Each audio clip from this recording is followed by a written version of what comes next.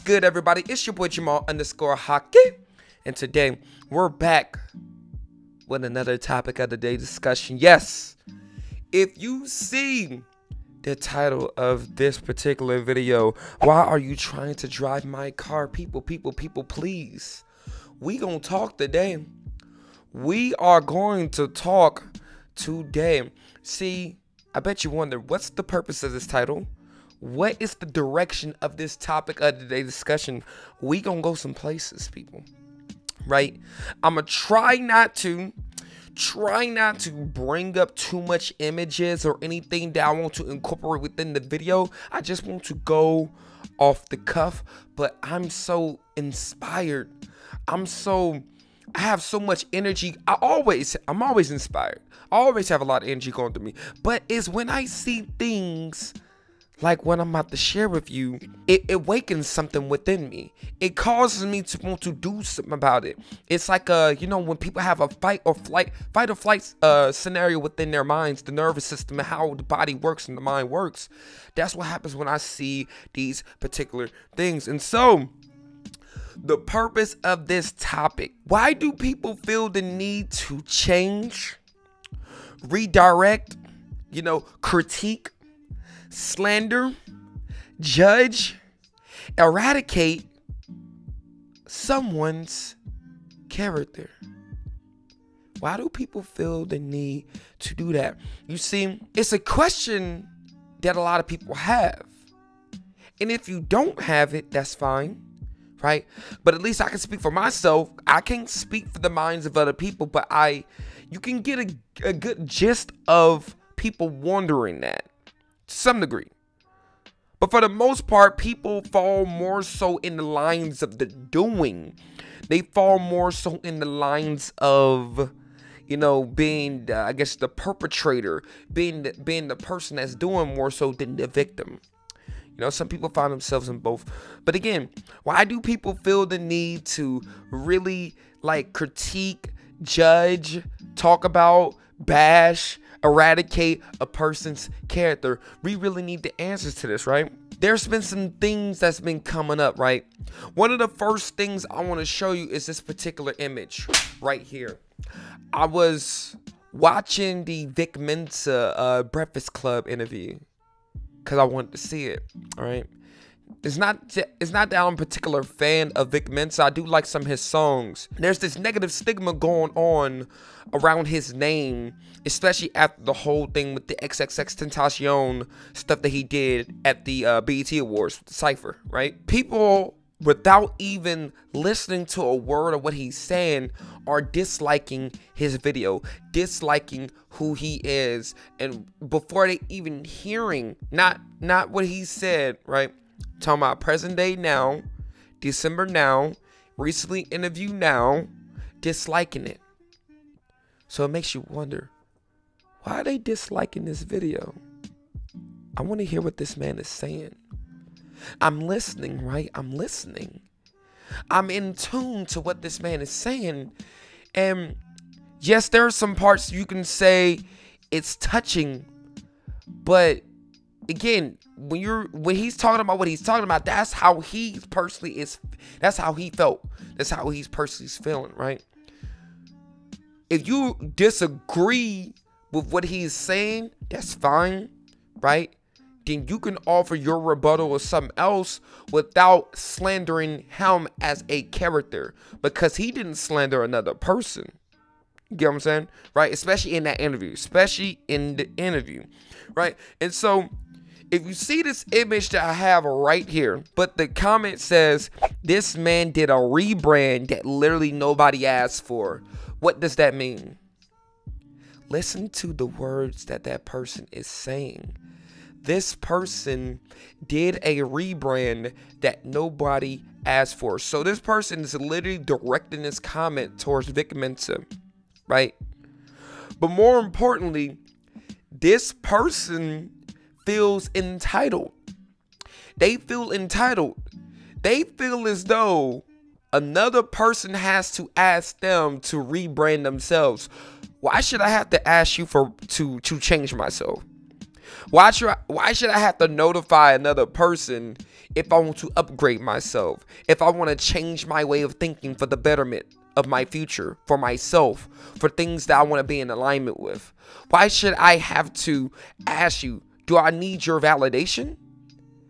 That's crazy. So what if he did a rebrand? Let's say he did. If he did a rebrand, and does that bother you? More importantly, why are you bothered by another person changing themselves? You see what we're getting to, right? We're gonna weed in these different things that's been happening recently, right? But we're gonna connect them all together. See, what this really boils down to, from my perspective, is that you have this selfish and cynical like mindset that resides within the minds of people, right? So it's there. People have this sense of entitlement. People feel like they are number one. People feel like they are always going to be the topic of discussion. But either you have people that think like that purposely, or you have people that think like that subconsciously. And that, it really focusing on the subconscious part, because it's a powerful thing, and that's what we're really going to roll into in a second, right? So the other thing to point out is that there's like this lack of emotion for reasoning that seemingly stems from a disconnect to the sympathetic nervous system, right? Because we as people, obviously there's things we are built with, and how we're built and how we're programmed and stuff, how our body works, and things that we're born with innately. How our brain works, how it operates, how we choose to operate it, how we choose to work it, right? The psycho-cybernetics, the cybernetics of our brain. I can get really deep into this, but really there are things that are built within us that we are able to use, and it functions in a certain way, right? When something happens, we react a certain way.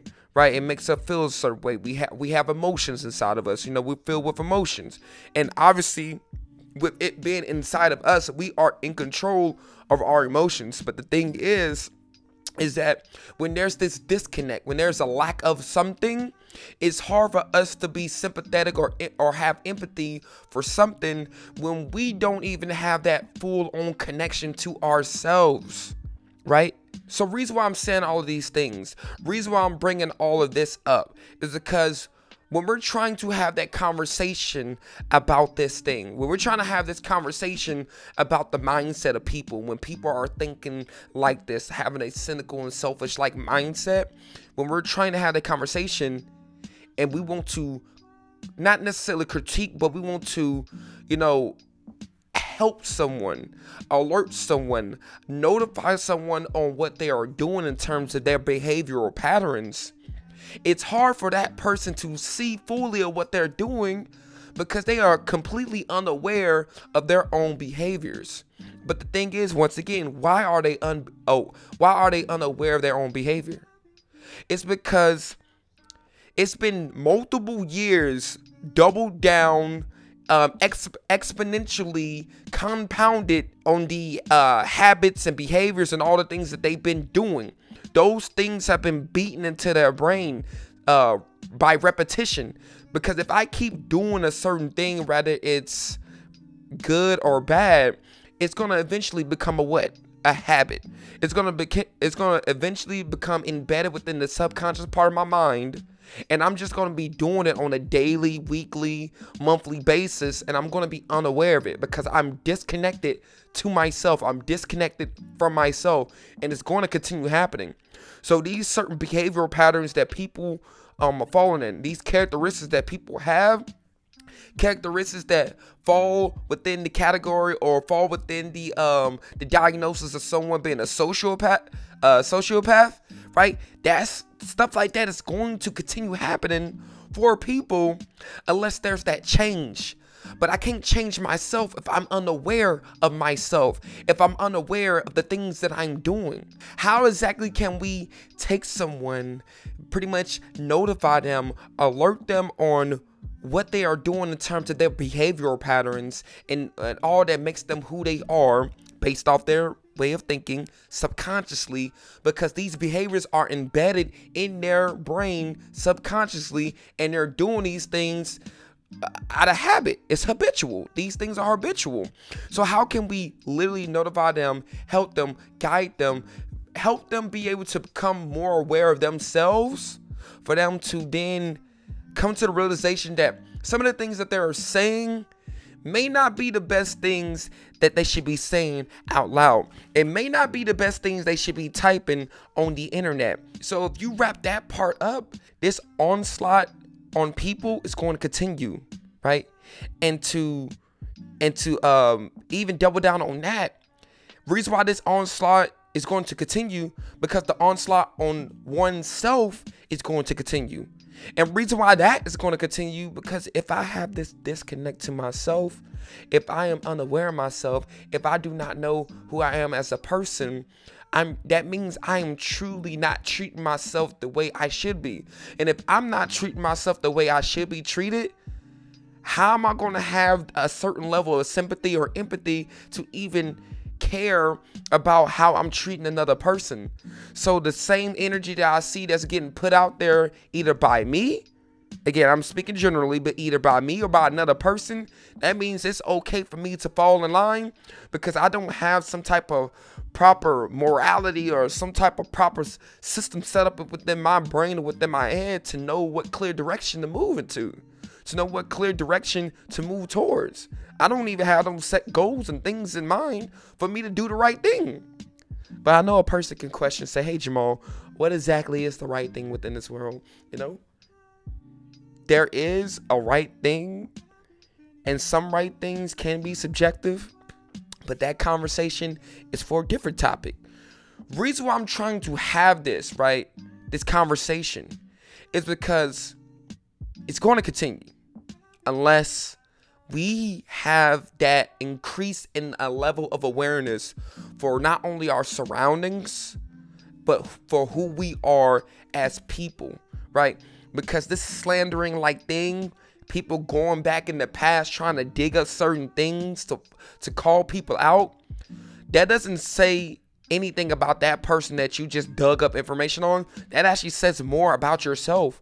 This whole thing with the Kevin Hart situation, him being denied him being a host for the Oscars unless he apologized for what he said 10 years ago. How dare y'all? How dare y'all tell a man to apologize for something that he already expressed sorrow for?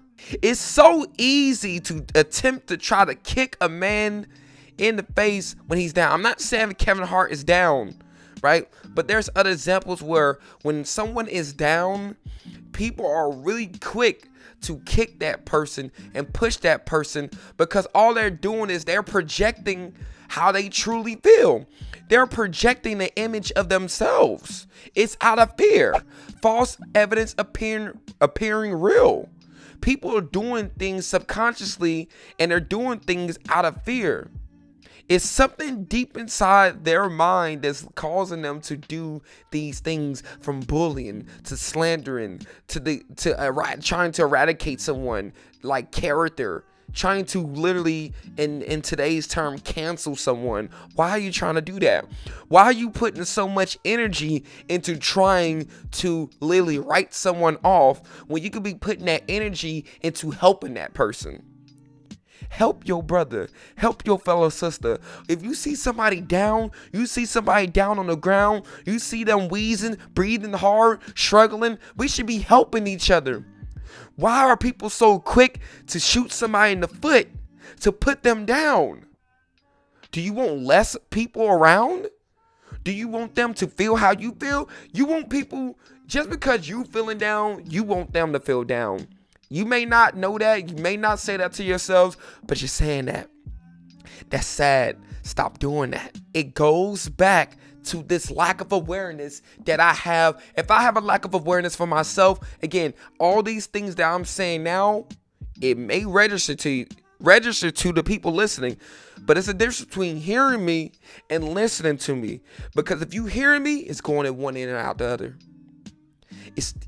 There's no retention there within the words that I'm saying. Words have meaning, words have power. That's why I'm trying to be very careful with everything that I'm saying, because people need to hear this. I'm not just saying this and just saying random things. I'm saying this from experience. I'm saying this from the many books that I read, from the seminars that I've been to, from the people that I study and pay attention to. Again, I'm very well versed within self-education. I'm very well versed into really affirmations, self-motivating, helping myself or helping another person get to where they want to get to. Really instilling those goals and dreams and that passing along that energy for them to feel alive. Make them feel like they're wanted in life. Make them feel love, sharing that love. And not only because of that, because of my faith. I'm a faith-based man, Christian background, right? So the power of God and his blessings that he's raining down on me, I'm a vessel. So I'm personally a vessel. So all it is that everything that's coming out of me is going through me and out to the world. And I want to be able to share that, because more and more people need to hear that, because this whole Kevin Hart situation, that's sad. People feel, again, you getting into this entitlement. People, you putting humans against humans. We weren't put on earth to have dominion over other people. Why? We're focusing our energy in the wrong places.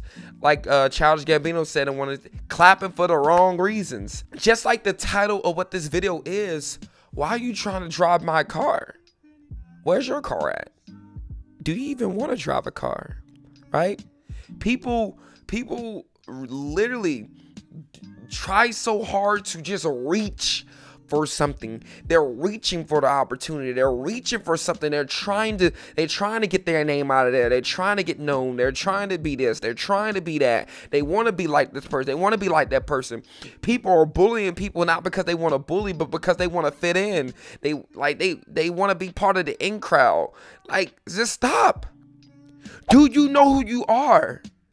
Simply, do you know who you are? Because if not, I highly advise you look in the mirror and you ask yourself, is the man or the woman I am today, is that who I desire to be?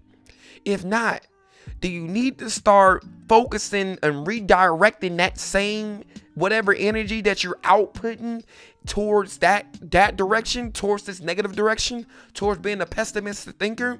You need to redirect that energy towards speaking positive, speaking life. Speak life into existence. Speak all that into existence. Motivate people, right? Uplift people, support people, become the people that people want to see.